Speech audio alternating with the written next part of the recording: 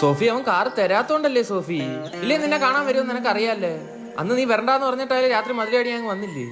നീ എന്നെ ഇങ്ങനെ ഹേർട്ട് ചെയ്യല്ലേ പൊന്നെ. എന്റെ പൊന്നുമ്മയെ നീ എന്നെ സംശയത്തിന്റെ കണ്ണുകൊണ്ട് കാണല്ലേ. അന്ന് മാളി വെച്ചാണ് എന്റെ കസിനാ. അതിനെന്റെ കൊച്ചച്ഛൻ ഇന്റർകസ്റ്റായിരുന്നു. മുംതാസ്വാമിയുടെ മോളാ അത്. ശരി എന്നാ എന്നെ കൊണ്ട് പറ്റത്തില്ലല്ലേ അതൊന്നും. പിന്നെ എന്തിനാ പറ്റാത്തോണ്ടെങ്കിൽ പോന്നേ? പ്രേമൊക്കെ ആകുമ്പോ അങ്ങനെ കുറച്ച് കൺവിൻസിങ് ഒക്കെ ചെയ്യേണ്ടി വരും. എന്നിട്ട് കൂട്ടുകാരെ കാറ് തന്നാ കൺവിൻസ് ആകാൻ.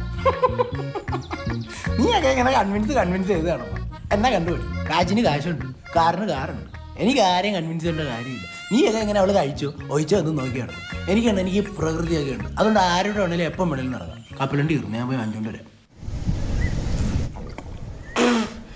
കാശിന് കാശുണ്ട്, കാറിന് കാറുണ്ട്, പക്ഷേ പെണ്ണില്ല.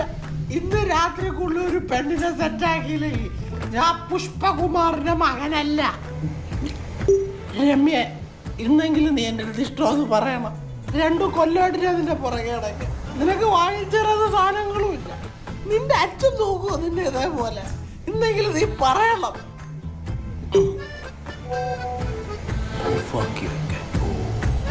അല്ലേലും എനിക്കെന്തിന്റെ കഴപ്പായിരുന്നു. പെണ്ണുണ്ടായാലും അവിടെ ജീവിക്കാൻ പറ്റത്തുള്ളൂ. എനിക്കെന്റെ പ്രകൃതി ഉണ്ട്. ഐ ലവ് യു പ്രകൃതി. വാഴ